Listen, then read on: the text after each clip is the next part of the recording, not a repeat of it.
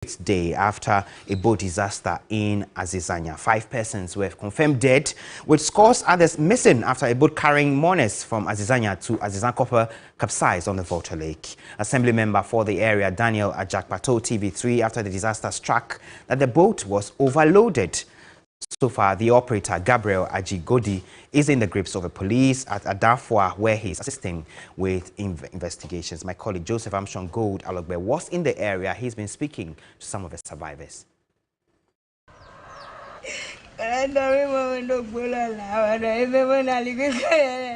So this Agbashi Gloria, she's 22 years of age. She is a survivor of the boat that drowned. Fortunately, she lost her son.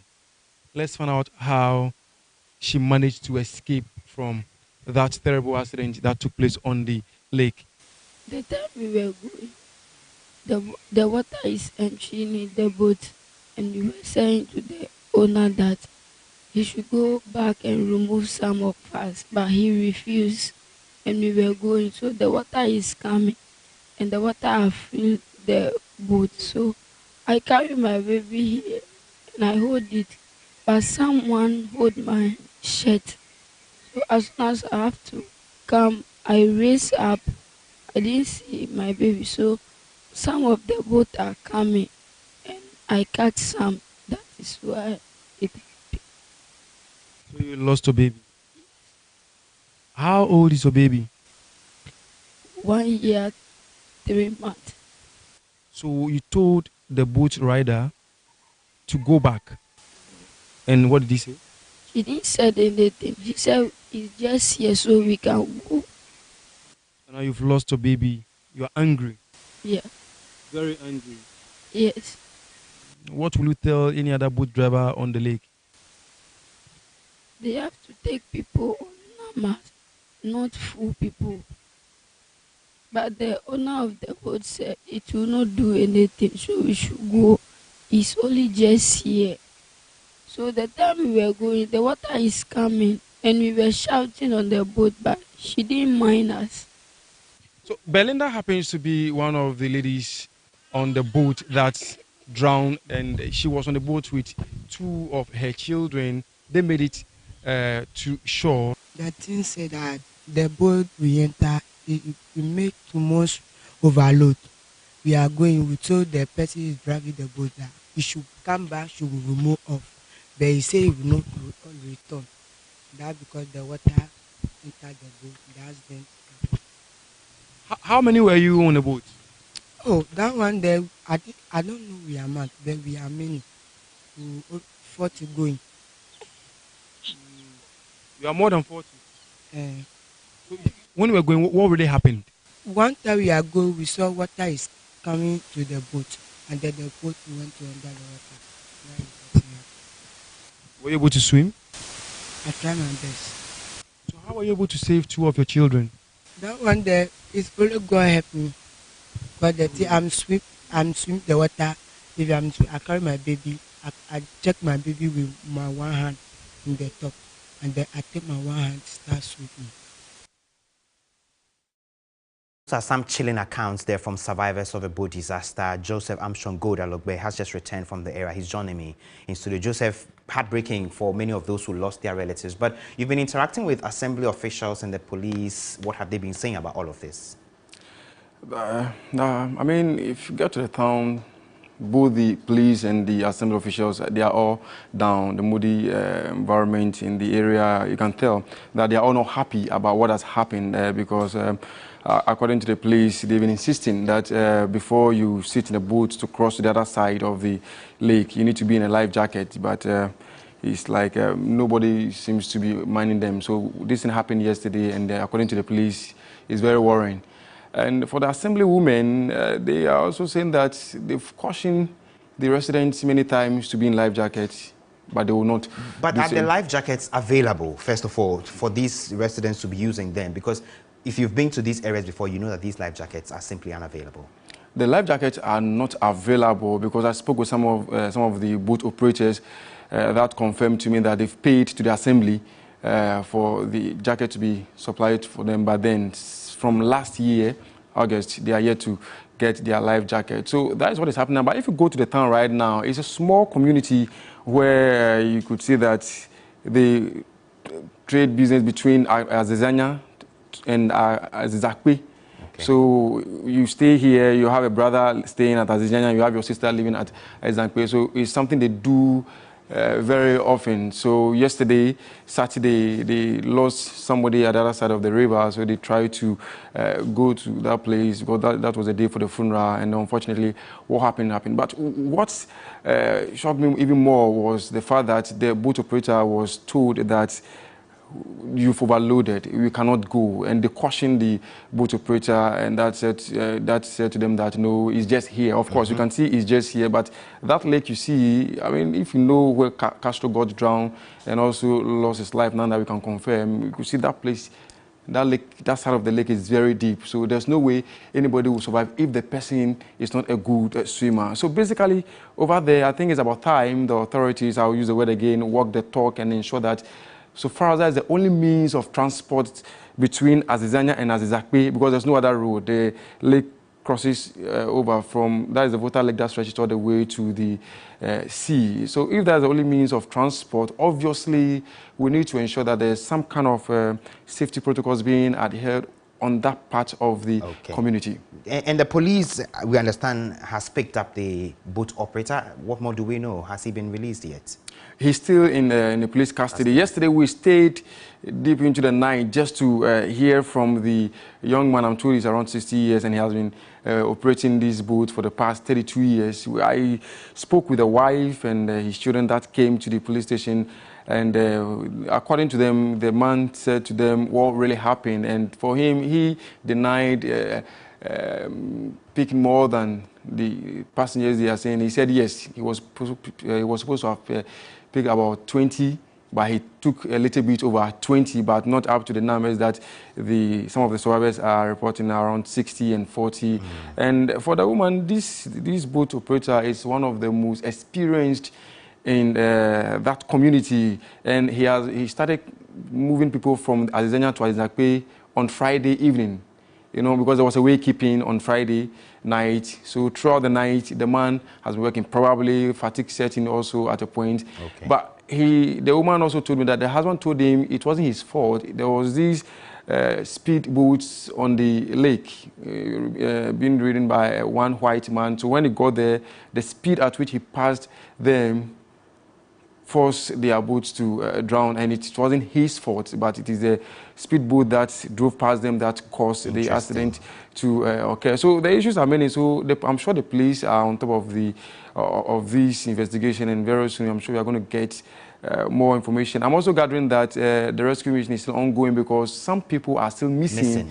In the lake. They've seen their dresses and their shoes and some of the things they were traveling with, but the bodies, they are yet to get the bodies. So it's likely the numbers could go up, but as it stands right now, this number still stay at 5 or stands at 5, hoping that by 4 p.m., if no other body comes up, then that means that is the total number of people that may have lost their life. Thank you. Joseph Armstrong Gold, Alogwe, my colleague, who's just returned from Adan with those details there. We'll be keeping our eyes on this development and update you as and when the information becomes available. Away from that, former President John Mahama has said his administration will design a policy which will cease renaming public universities in the country. Addressing a charged crowd at the Akenteng Apia Minka University of Skills Training and Entrepreneurial Development in Kwadaso constituency, he described the ruling party as having the penchant of renaming public universities. William Evans Inkum has been following the former president, and he filed this report. A rousing welcome for a political figure who finds himself in an environment deemed a fortress. A movement to go down memory lane, touting his achievement, saying Ghana needs its experience and not an experiment leader. 2016, Aswasi market, Tafu market, Ede Jumanyanye, Atonsu market, and then Ghana ya announce actually we are self-anana say Yadani Hiamai. Yet to mean Chiayaka. A Bosai G. Edi Juma Ewo Ghana Hagina, yet to mean Chia. enti omo fa nche o se aprofu bi kontokwa Russia Ukraine enti na ama ne basa enti ase bi anim enti pepenso ayedrui ehia nipa waye bida nipa yehu ne nsa no adwuma nipa obetimi apagya Ghana asensi na nanso ezu enye emre a yebeso obia hwebiom. Then, of course, it took a swipe at its political opponents, the MPP, calling them a political party which has developed penchant for renaming public universities. The location was the Akenton Apia Menka University of Skills Training and Entrepreneurial Development, formerly University of Education, Winneba, Kumasi Campus. When I came here, I remember this is Kumasi Campus, University of Education, Winneba. And so when I heard you say Amstead, I said, some people know how to build universities, and others know how to come and name them. Every single public university that has expanded tertiary education in this country was either built in Professor Mills's time, President Rawlings' time, or in my time. There is not one single university that the NPP government has built. And yet they've come and named all the universities after their founders and their different political tradition.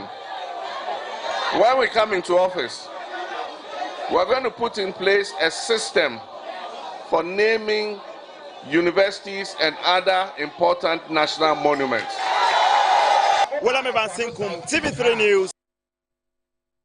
And William Evans Sinkum is joining us via Zoom, still on the campaign trail of a former president, the 2024 flag bearer hopeful of the NDC. Thank you, Evans, for joining us. Which other areas has Mr. Mahama been, and what's been the message there? Well, so he's been to Abidjan, and he's been speaking with delegates there. But even before coming to Abidjan, he has also said that his administration, that is, if he wins the flag bearership of the National Democratic Congress and also goes on to win the presidential race in 2024, he is going to ensure, his administration is going to ensure that all outstanding projects will be completed. That is to say, because of the tightness of the fiscal space, according to him, there wouldn't be, enough resources to be able to mobilize and also start or initiate new projects. Then, of course, at Abidjan this morning, he has also been speaking hard or going hard on the government, especially the education minister, saying a decision to close non-performing schools, it just defies logic. Let's listen to what the former president has to say today.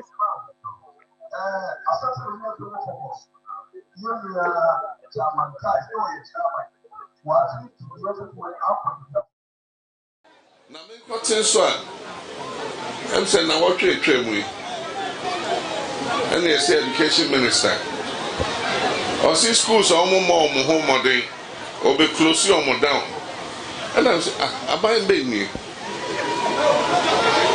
school and mo ho modern I was say we busa wo ho say aden no mo ho modern e bia teacher for na ni o e bia omuni books ana enyoma ebetimi ama additional konenim enti o say wo hwe sa de no na wo boa omo na wo page school no enso de ese school mo ne mo de enti ye close school no na kwada no mo de o makoka school foforo ho anya se bia nim menti ase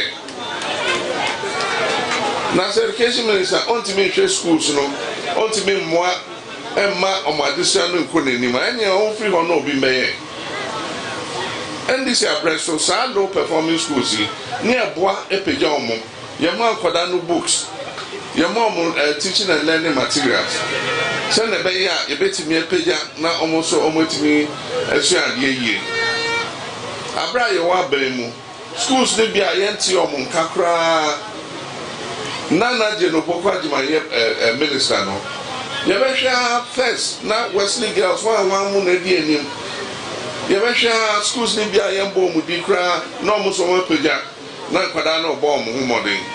Ejere na obeka say school bia and money home we'll be closing it down. You heard that John Mahama essentially saying in that clip that his administration, when they were in office, actually supplied teaching and learning materials and built the capacity of such non-performing schools to raise their capacity and the students in those schools. And so it defies logic for anyone to suggest that closing down these schools is the way to go. William is still with us. William, what else is on Mr. Mahama's lineup for the rest of the day? Well, so he is expecting to meet the delegates in the Ahafano constituency, precisely Tepa. Then, of course, delegates in Achoma Kwahoma and a couple of others. Tomorrow is also going to be another tight schedule for the former president. Of course, I mean, a chunk of his visit or tour will be within the greater Kumasi political enclave, after which he will call it a day. Thank you, William Evans Inkum, our Northern Sector Bureau Chief. They're helping us with those updates from the campaign trail of former President John Mahama. Now, retinal detachment is a serious and potentially blinding eye condition that affects thousands of people across the world. Left untreated, it can cause permanent loss of vision. It is a complex medical condition, but one that can be prevented and cured with proper care. My colleague Emmanuel Samani has been looking into this entire system and just how the solutions available could help. Retinal detachment is a medical condition that requires urgent attention for those who experience it. It is an eye disorder in which the retina detaches from its supportive layers such as the nerve tissue and blood vessels and causes vision impairment or blindness to those affected. Dede Apeti was a secretary with a travel and tour agency until recently. Dede was the sole breadwinner of her home before calamity struck. When I started, it was blurry. I could see, but it was blurry. So I decided to get an eye drop. I thought maybe the computer I was using was because it had no protector, it was destroying my eyes.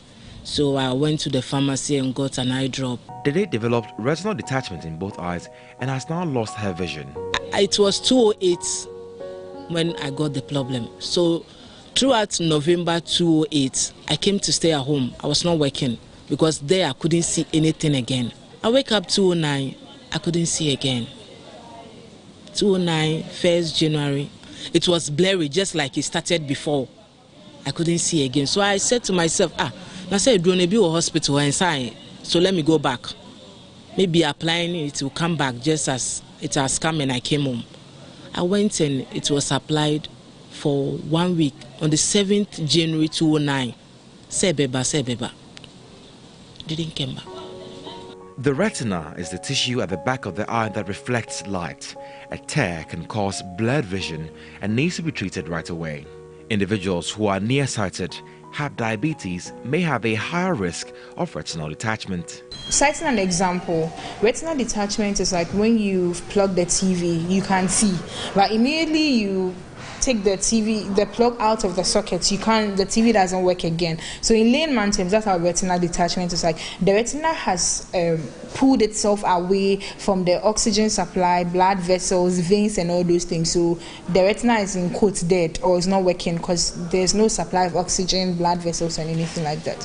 Dr. Nana Inshrabuahine has been treating patients with retinal detachment. Main signs or symptoms of retinal detachment is flashes and floaters.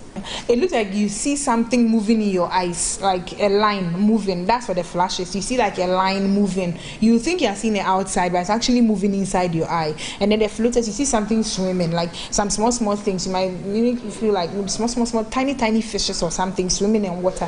That's how you see. Don't you think you're seeing it outside, but you're seeing it inside. Even sometimes you can just sneeze. When you sneeze, you realize that you see that kind of thing. Because of her condition, Dede has lost her source of livelihood. Paying rent is not easy for me. Friends come in to help me to pay my rent. And I don't know when I will rely on these friends forever. I know they will one day get fed up of me too. Because things are expensive now. The economy is so bad. So for now, what I'm appealing for is where I'll sleep with my girl. Because if it's a small room where I can live with my girl, I'll be so happy, I'll be so grateful. What we will eat there, it's not difficult like that. Say, Nyagari kra, ebedi. According to ophthalmologists, retinal detachment can occur weeks or even months after initial injury. So it is really important to have your eyes checked out before any symptoms could get worse. Unfortunately for the day, she has lost vision in both eyes. So it is of the most importance that you routinely check your eyes, which can, in most cases, save your eyes. Emmanuel Samani, TV3 News, Accra. Away from matters relating to the eye, it's been a running story all week and it keeps generating many angles. Days after the High Court ruled that his investigative works were criminal and unjournalistic, many have been reacting. Anas Aremeyaw Anas has already stated he would appeal the court's ruling on the matter, but former Attorney General Nii Ayukwe Otu says the Anas principle is needed to root out corruption in some cases, especially in the case in which the judges were involved. He spoke to Black Rasta on 3FM 92.7. First of all, you can't record somebody without the person's, consent. Oh, in that case, let me just remind you that you are being recorded. We have cameras all over the studio. So if you go and record somebody without his consent, the Supreme Court says you can't use it in the trial, And therefore, most of these things are based on recordings. And they are secret recordings. Yes. So in law, you cannot use it. Wow. When the judges were lined up to go before the disciplinary committee of the Judicial Council, some of them came to me. And the first time I got to go there to see if I could defend, I was called in. I said, what are you doing here? I said, oh, I've been contacted to come and defend them. I said, but have you seen the videos? And, okay, you might have seen some of the video, but have you heard the audios? I said, no. I said, sit down and let's play. You can see the video, all right, things happening, but the words accompanying them will let you know what is happening, And so at the end of the day, said, do you think you can still defend some of them? Why don't you just, walk out? And eventually I had to abandon them, Wow. So it was treated as a separate and a distinct matter because we all have difficulty with bribery and corruption on the bench. And therefore, if somebody had used means of getting them, let's take this opportunity to clean the system. So we just close our eyes to some of these things. And look, let's get them off. Because ex-parte communication with somebody in the absence of the other party is not the best. Interesting. And you entertain, somebody will come carrying goat and sheep and the rest. Yeah, giving to judges. To come and talk to you and ask you, where is the other party? Because I've been warned, they had their own code of conduct. Ethics, what you should do and what you cannot do. So we supported it. But when it comes to, in terms of evidence, in terms of law, that practice, it is despicable. I mean, you cannot come and record me privately. And the other one is what we call entrapment. You really entrap the man by telling him stories. And, why don't you do this and we'll do this for you. And if he falls as a human being, you've got him. For the bench, I will tell you, if you ask me, as a former Attorney General, leader of the bar, yes, it was a good thing to get some of them out of the system because you could hear the rumors. You knew. Because you see, the mistake they make is that the very, very clients who go and give them monies will come and tell you what they told them.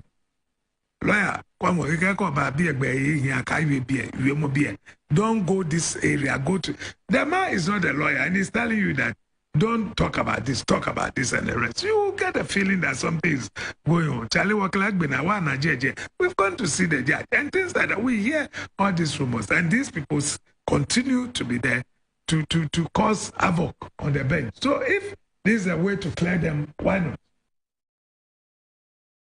Former Attorney General Nia Ikwe Otude speaking to Black Rasta. You can join Black Rasta every weekday at 10 a.m. to midday on 3FM 92.7. Now, let's just stay with this. And panelists on TV3's flagship program Key Points waded into the conversation on Saturday. Here are their views. Private legal practitioner Martin Kpegu is making a strong case for the protection of investigative journalists in the country. According to him, this is key to reducing rot and corruption in the country. Martin Kpegu said government should be interested in protecting investigative journalists. We have to protect investigative journalists at all costs. We have to protect them because this is our society. The rot is too much. If we kill off Manasseh and Co, we are doomed. And you could see it in the jubilation that greeted the judgment. It's like the crooked ones had now had a field day. They're jubilating all over that, yes, this guy should be clipped. That's just it. And it's too much. Look, so we'll have to, kind of sit up. Investigative journalist Manasseh Azuru believes there may be concerns on whether or not the ruling was some sort of revenge or a payback. I think that the ordinary person out there reading the judgment seems to have concerns that was this really something that was done purely based on the law, or there was an attempt to teach someone a lesson. So that is the perception among some people, and I also find part of the language very troubling. Something emotional and tends to betray someone's real motive. For Member of Parliament for Akimoda, Alexander Kwesiakwa, the judgment delivered in the case of Anas versus Kennedy Japan calls for a relook into the Anas principle. He however warned no action should be taken to thwart the work of investigative journalists. This case is bringing to the fore the discussion of what the Anas principle had been. A principle, like I said, that had been held by Ghanaians, a principle that two presidents had alluded to, that this is the best way to fight corruption. Because we know, we have ideas. I mean, we always hear that this is happening in this particular sector. This ill is happening in this particular sector. But it takes somebody to go underground to bring up the evidence and get us discussing it. This ruling had given Ghanaians another side of the Anas principle. The fact that it is not everything that he captures that he shows, and that there are some negotiations here and there going forward. We would definitely want to look at the judgment and then bring out the issues. And as we do that, we do not have to discourage investigative journalism. To some more stories now, the U.S. ambassador to Ghana, Virginia Palmer, has entreated African military forces to come together to fight terrorism on the continent. She made the call at the multinational Special Operation Forces exercise designed to improve regional security cooperation at Sogakope in the Volta region.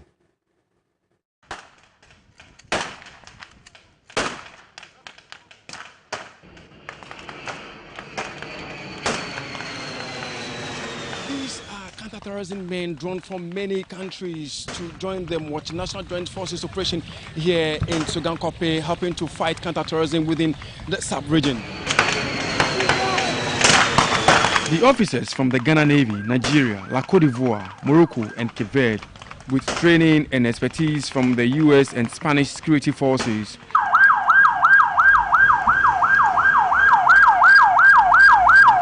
the exercise is intended to promote mutual understanding among participating nations and also equip forces along coastal communities to fight terrorism and maritime threats.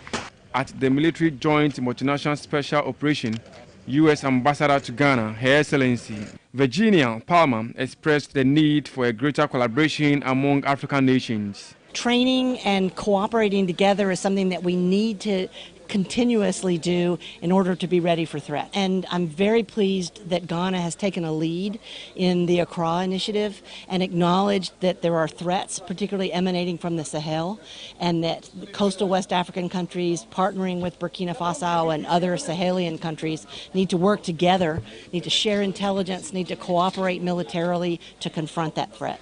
The Commander Combined Joint Multinational Task Force Flintlock 2023, Colonel Richard Mensah, underscored the importance of such operations. We had representation from the Minister of Interior, Minister of National Security, Minister of Justice, and then we had some law enforcement agencies also with us, which is an addition, because we realized that just kinetic going in, getting the bad guys, getting evidence, if you mess up with the evidence, you take the people to court, they are let go. So we think that coming in, we need to bring in all this rule of law, bring in the lawyers, bring in all those agencies that help us to work to achieve our aim. Flintlock is conducted annually under the Trans-Saharan Counter-Terrorism Partnership. This year's exercise took place at Sogankope in the Volta region. Joseph Armstrong, Good, Alubwe TV3. You're still watching Midday Live from the News Hub here at Adisan Wikanda in Accra. If you stay with us, we'll bring you a lot more stories, including reactions from the announcement of the nominees for this year's Vodafone Ghana Music Awards. You want to stay with us.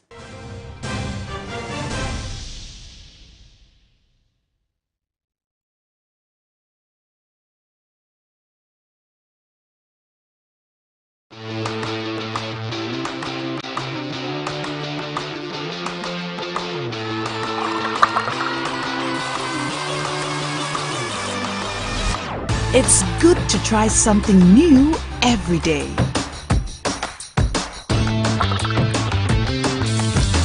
It's good when you get the rest you need because your family has got you.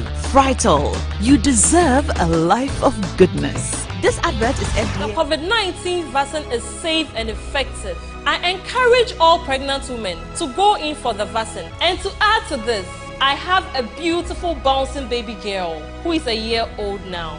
Remember, we are not safe until all eligible persons are vaccinated. Protect yourself, your family, and your community. Get vaccinated now.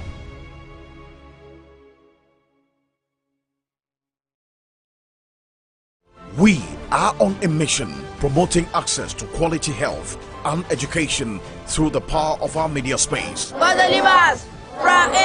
Since 2014, we have made great impact. TV3 mission now drives Ghana's quest to break barriers and provide access to inclusive and quality girls' education, together with women's maternal health services. Our mission to address the needs of the socially excluded has won the admiration of many. Indeed, TV3 Mission gets you the results.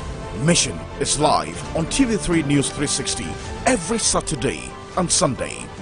Supported by Star Ghana Foundation, with thanks to Foreign Commonwealth and Development Office.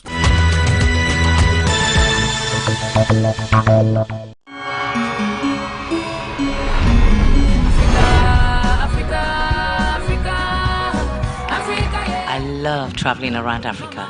There's so much to see and so much to learn.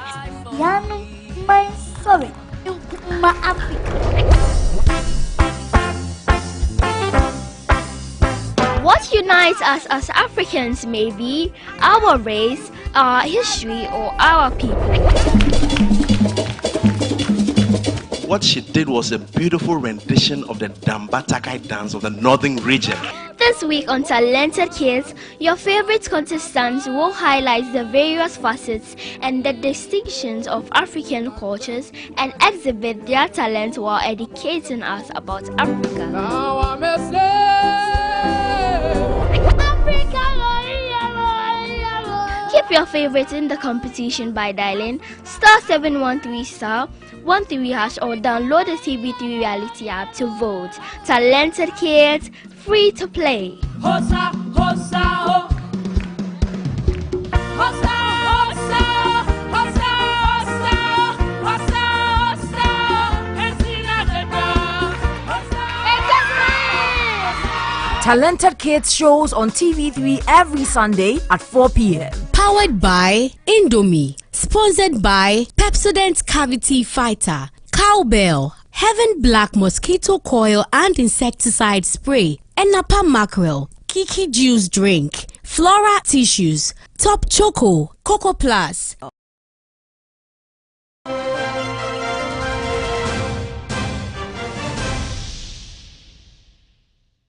You're welcome back. Thanks for staying with us. Now, Deputy Minister for Trade and Industry, Michael Otrebefi, says government is ready to assist individuals who venture into agriculture technology space so as to be competitive in the Africa Intercontinental Free Trade Area. After speaking at the Agritech West Africa 2023 exhibition, the minister said government is using YouStart to leverage agriculture.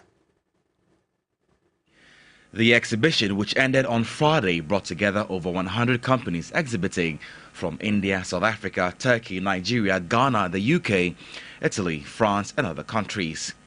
The Agritech West Africa with Food and Beverage and Food Pack Tech Ghana exhibition covers the entire value chain of agriculture industry, including agrochemicals, agriculture technology, food processing and packaging technologies. Deputy Minister of Trade and Industry, one of the organizers of the expo, said government is developing agriculture technology to ensure food security. There's a need for us also to innovate, go out of the box. I mean, not to use the old way of doing agriculture. That will not bring us. And also I told you about the advent or the coming into force of the African Continental Free Trade Area.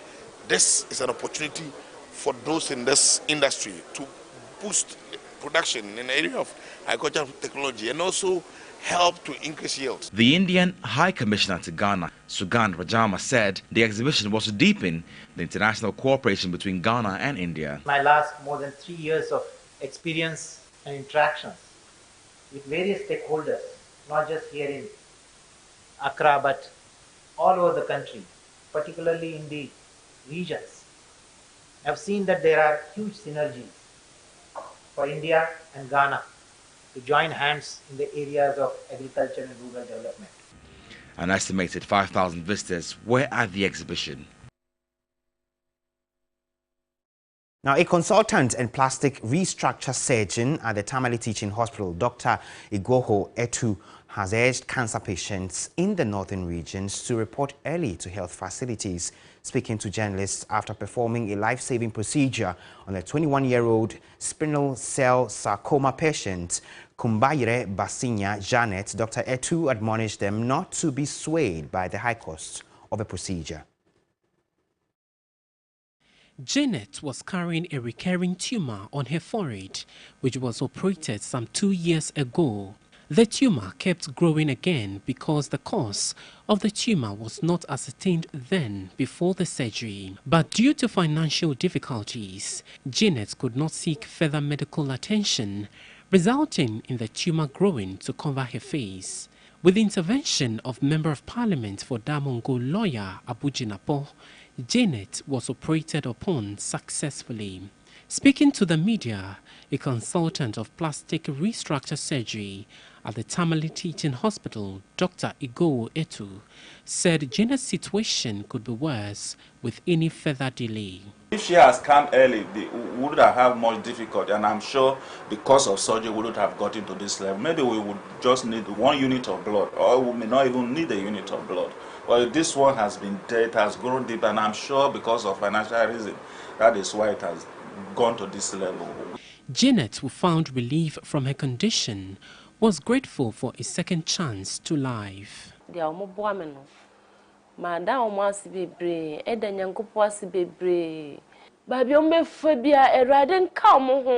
Spindle cell sarcoma is a type of cancer which is relatively rare, with the causes not fully understood. And now, a Deputy Minister for Lands and Natural Resources, Benito Owusu-Bio, has praised the Forestry Commission's initiative to involve school children in the forest and wildlife education as part of International Day of the Forest. The effort, if sustained, will help young people become knowledgeable and environmentally conscious, as well as responsible adults. Forests, their sustainable management and use are key to combating climate change. Forests also play a crucial role in poverty alleviation and in the achievement of the Sustainable Development Goals, SDGs.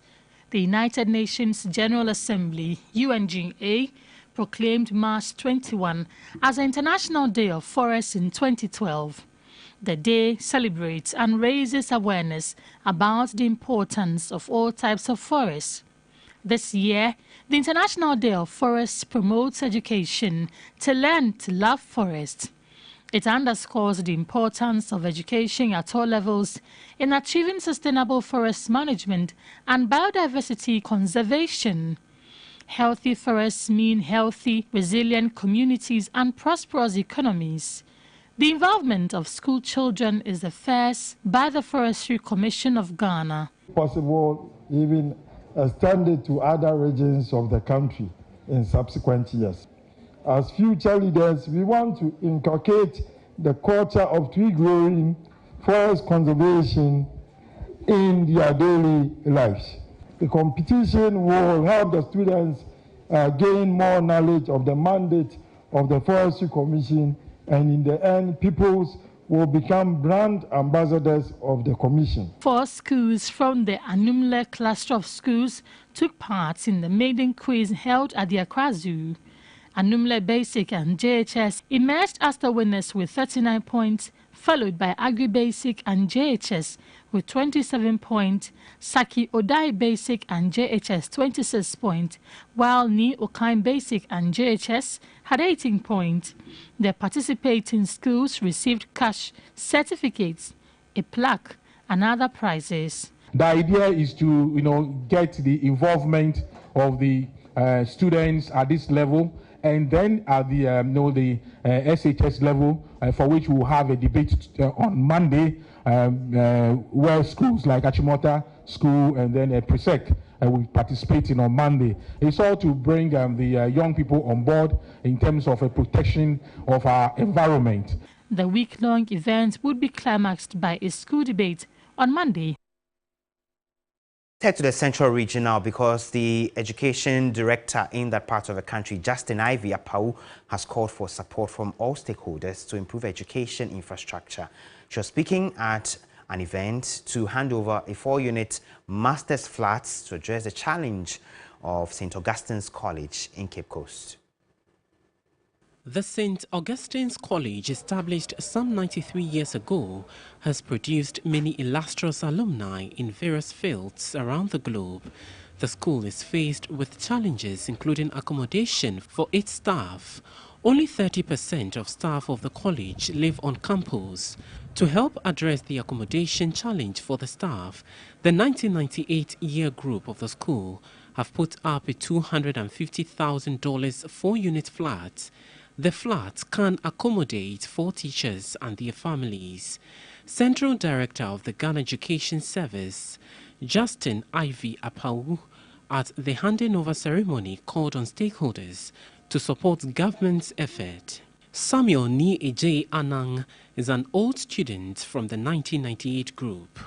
When we have families and the teachers on campus, it helps a lot for discipline. Headmaster of St. Augustine's College, Henry Arthur Jan, said the project had come at the right time.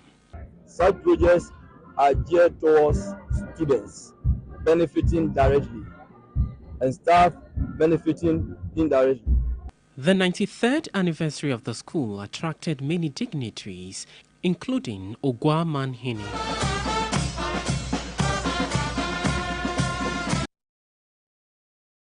Time now for sports.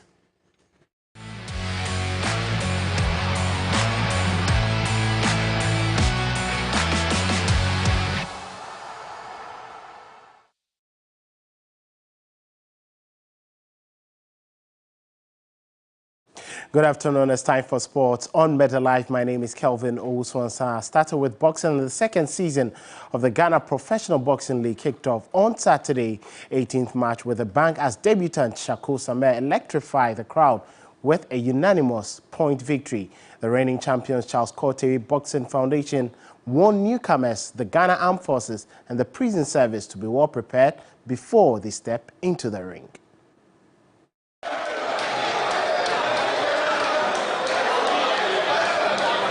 The 14 gymnasiums participating in the league were introduced. The new participants were Bronx, the Bridge, Prisons and the Ghana Armed Forces.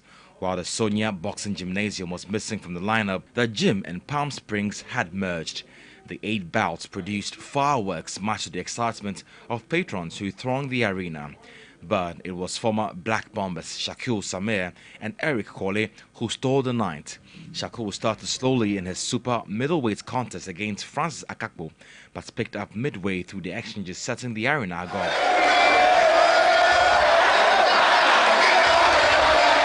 Eric Colley celebrated his birthday with an impressive, breathtaking pound-for-pound exchange against Frank Opon, ending in a unanimous point decision in his favor.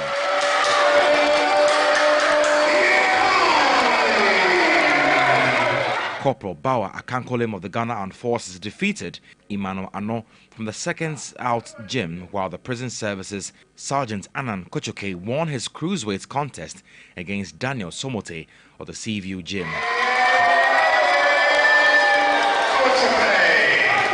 Fight Night 2 of Season 2 comes off next Saturday, March 25.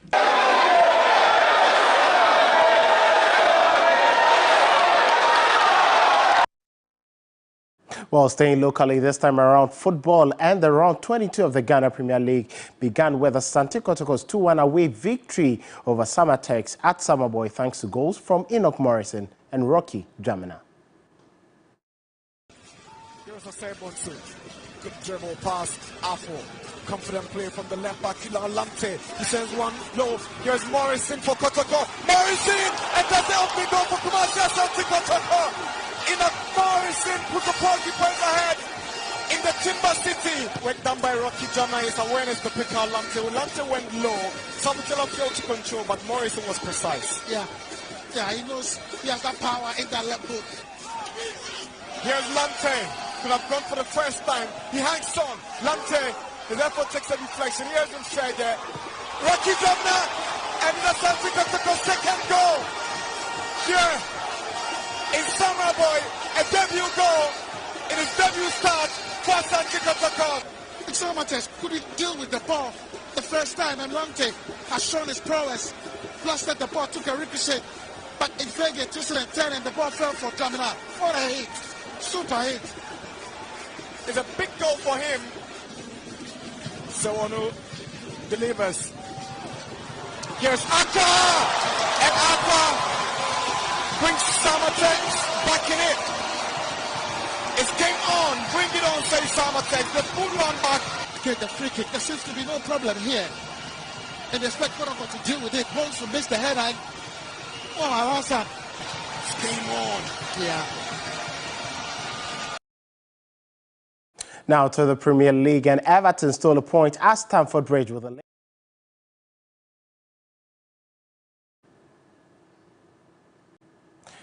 So the game wasn't the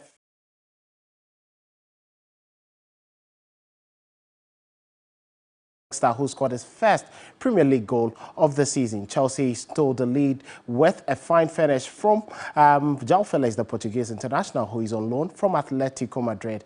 The Blues thought they had finished the game with another goal, but it had to be Abdoulaye Doucouré who gave that brilliant pass for that finish to give Everton and the former boss from Burnley another brilliant draw to give Everton a very good run. Fernandes, super ball, Chilwell, and João Felix! Doesn't allow Everton to set. It's not clear. McNeil. It's got a nudge from Doucouré. He's crying out for a goal. He's got a goal! Up to a couple of corners of the match. Well into the second half. The first one was dangerous, the second one even more so. See, the ball's well over the line. James beyond him. João Felix. Reece James has gone over. Penalty.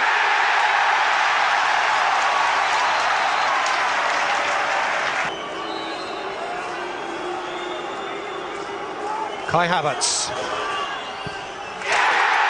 And Chelsea have their lead back.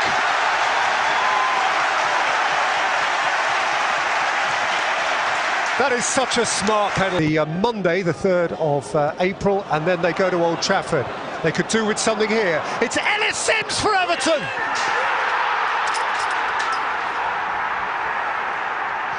A minute out from 90. He has stolen them something back with his very first Premier League goal. He was considered not quite ready for this very special setup. We're going into 5 minutes here of Progressive Insurance stoppage time. He came to Everton in... Well, very good point there for Sean Dyche and his men. Now staying in England, but on to the FA Cup quarter-final, and Manchester City went through to the next round after defeating Burnley at the Etihad Stadium. It was a drubbing by Pep Guardiola on his former captain, Vincent Kompany.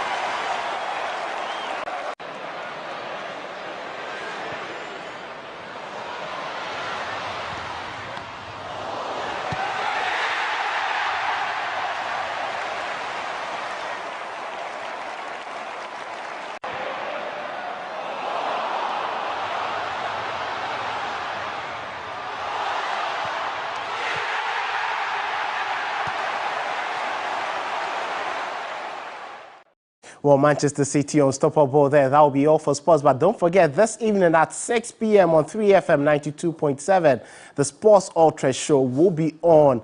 And El Clasico will be on the table for discussion, as well as many things around the Black Stars. Komla, I'm not sure you're going to miss this. I'm not going to miss it for anything, because I'm interested in what the rest of the team have to say about the El Clasico and my team Barcelona, whether we are winning or not. I know Oreku is a former Barcelona fan. Yes. I know Aniela is an Arsenal fan. I'm not sure she likes Barcelona much. I think Kawawa also is geared towards Real Madrid. Maybe Thierry will stay with us, but let's see how that goes. Well, it's going to be a big one, and it's at, that game is at 8 p.m., so we would have a very good discussion before that. So fantastic. You can also join us on Facebook on 3FM 92.7 and also on Twitter at 3FM 927 for the very big one on Sports Ultras this evening at 6 p.m. to 7:30 p.m. That will be all for sports entertainment news. That's next.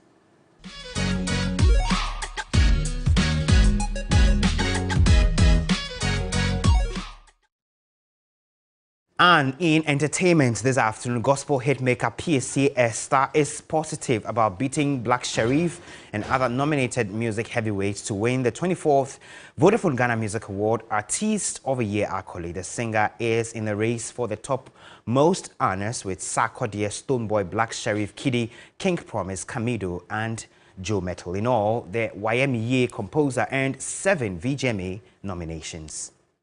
4th Vodafone Ghana Music Awards. Artist of the Year, PSA Esther. My darling, trust me, I'm super excited, and I give glory and honor to the Most High God. I was expecting to hear this, and I think I've heard what I want to hear, so I am happy. Right, so far 7 nominations. How do you feel about it? Is this something you were expecting? Yes, yes. I was even expecting even more than that, but I think I got enough, so I thank God. Who does PSA Esther see as the strongest contender for the Artist of the Year? Well, I think everybody deserves to be nominated. So once I am in, I would say I don't have anybody that is threatened for now. Of course, I am wishing that I will win. So yes, I still stand on where I was standing before. God on our side, we will win. All right, so finally, before we let you go, some people have also said that Black Sheriff's here. What do you say to that? Black Sheriff, he has also worked, but hey, I will still stand on my toes that still there shall be a miracle. Artiste of the Year, PSA Esther. An incredible year she has had, PSA Esther, especially with that song which conveys a testimony many people could relate to. But let's still stay on this because acclaimed reggae artist and three-time Grammy nominee Rocky Dawuni has earned his first VGMA nomination after years of flying the flag of Ghana on the international map. Never Bow Down, Rocky Dawuni featuring Black Hero. Best reggae song.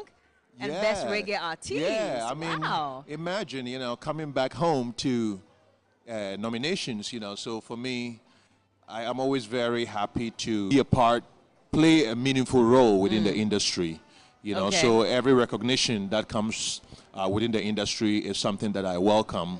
And I think that it all goes to show that it takes all of us in order to really be able to push our music, both within our country and also without of the country, so I appreciate that. I'd like to ask you, Rocky, how did it feel like not getting the accolades in Ghana, but you're getting the accolades everywhere else? I have never done music basically for the sake of being able to be awarded, so I see an award as like an appreciation of your peers, so it doesn't matter where the appreciation comes from, whether it's outside of the country or inside the country. For me, it all has the same value to me because, and even more so with Ghana, because for me, this is our country, this is our industry.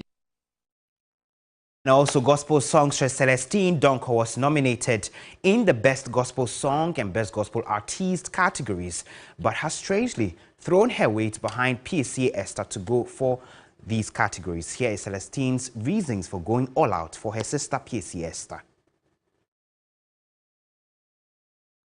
Any artist that wins is representing the gospel fraternity. And when we throw our weight behind the deserving winner, I think it even glorifies God. Do you think PSA Esther is more deserving than yourself? Oh, yes. Oh, yeah. Like 200% yes. She has worked hard, really hard. And I know what it takes to put in the work she has put in her song this year. I mean, she has to win the female vocalist. Her vocals on YMA song is amazing. And the Gospel Artist of the Year, no, I mean, where haven't you seen PSA this year? Where? Please. So you'll be surprised if it comes to you. If it comes to me, I'll give it to her. If you give it to me, I'll give it to her. Please, she deserves it. She deserves it this year. She has to be given. It's her year. So I'm rooting for her. May God let her win, and everybody should support her to win. So Team Celestine And so there are a number of activities lined up in the lead up to the 13th of May, where the Vodafone Ghana Music Awards will be happening. On the 15th of April will be the nominees jam in a region which will be announced later. You want to stay with us on TV3, all our platforms. We'll be bringing you all those details. On the international front, North Korea has fired a short-range ballistic missile towards the sea off the east coast of the Korean peninsula, according to South Korea and Japan. The missile, launched on Sunday, flew some 800 kilometers before hitting a target. Japan's defense ministry said the missile flew as high as 50 kilometers. The U.S. Indo-Pacific Command said Sunday's launch does not pose an immediate threat to U.S. personnel or its allies. That'll be our package for this afternoon. Thank you for joining us from wherever you are. You want to log on to 3news.com. You find a lot more stories there. I am Komla Adom. Enjoy the rest of our programs. Good afternoon.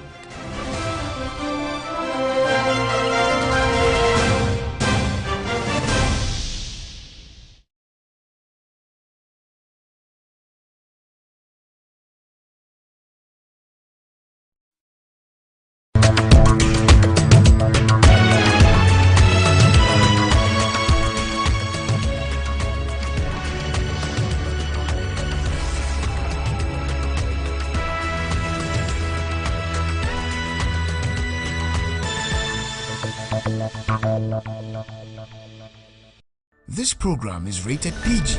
It contains scenes of brief nudity, mild violence, and strong language. Parental guidance is advised.